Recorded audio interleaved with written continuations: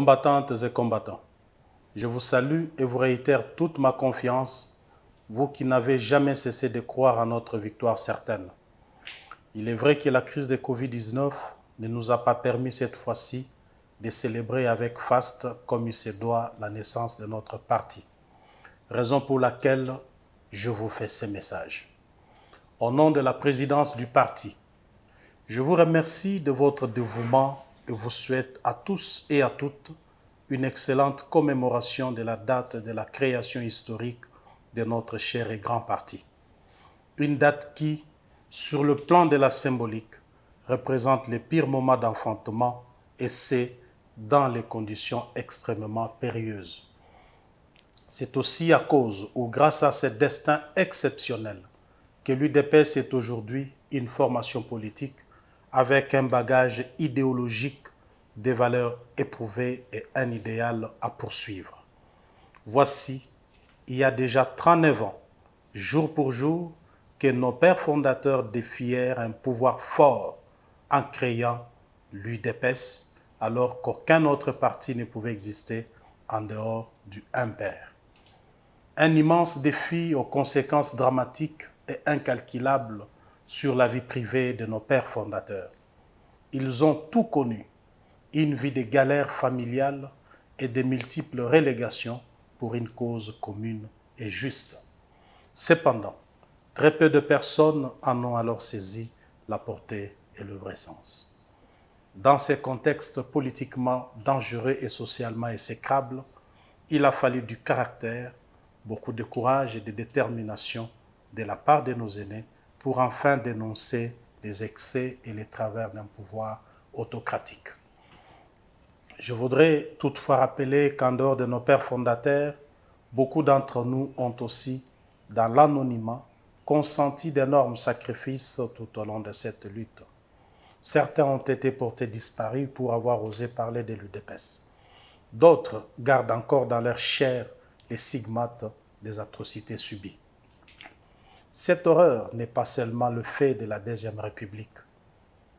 En ce jour de la commémoration du 39e anniversaire de notre parti, je voudrais, en signe d'hommage et de profond respect, vous inviter à garder une pensée pieuse en mémoire de tous les martyrs victimes d'innommables barbaries. Combattantes et combattants, on ne peut pas travestir l'histoire politique de ces pays. À chaque fois que nous en avons l'occasion, nous devons rappeler que l'UDPS est l'unique parti politique qui a souffert des martyrs dans ces pays. Une génération marquée par l'adversité, l'oppression, les tueries, les tortures et les enlèvements. À main nue et au doigt levé en signe de victoire, nous avons combattu les régimes sanguinaires et résisté à la tentation de prendre les armes. Ne pas avoir versé du sang des Congolais pour accéder au pouvoir est pour nous à la fois une question de conviction, de patriotisme, d'honneur et de fierté. Ainsi, nous avons la conscience tranquille devant Dieu et devant les hommes. Sauf mauvaise foi, nul ne peut nous contester la paternité de la prise de conscience démocratique des Congolais, de la liberté d'expression et du pluralisme syndical. En tout état de cause, nous reconnaître cette qualité n'est pas un sacrilège ni un compliment de trop. C'est plutôt le juste retour des choses, car nous n'avons fait qu'assumer devant l'histoire ce qui est notre devoir de citoyens. Il faudrait bien lire les signes du temps. Avec l'avènement de l'UDPS au pouvoir, les lignes géostratégiques en Afrique centrale ont bougé. Le paradigme a changé. Ainsi, il n'y aura plus dans ces pays de Simon Kimbangu une prise de pouvoir par les armes. Combattantes et combattants, la liberté ne s'octroie pas, mais elle s'arrache. Nous avons obtenu la nôtre au prix fort de notre sacrifice consenti. Nous avons donc le devoir de parachever l'œuvre, entamer enfin de redonner le sourire et l'espoir aux milliers de nos compatriotes qui ont cru en notre idéal de combat.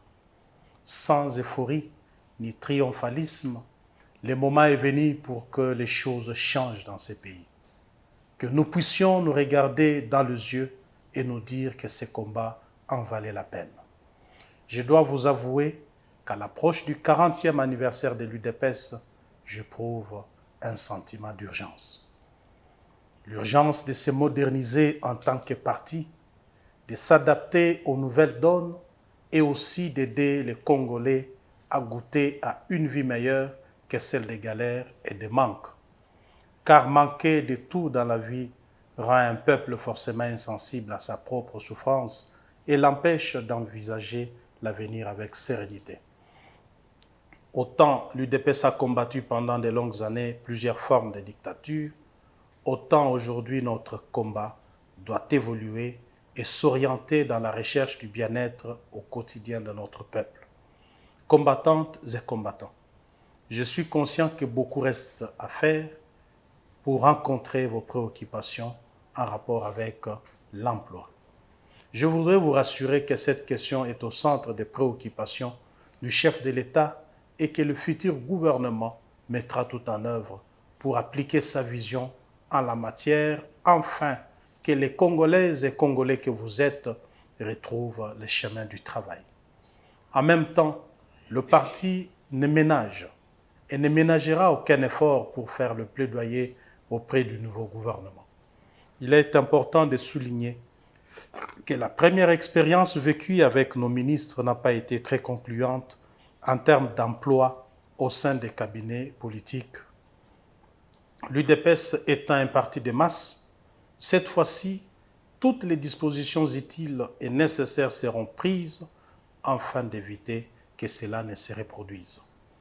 Combattantes et combattants, notre parcours, les expériences vécues et les souffrances endurées tout au long de notre lutte ont représenté pour nous les chemins du calvaire.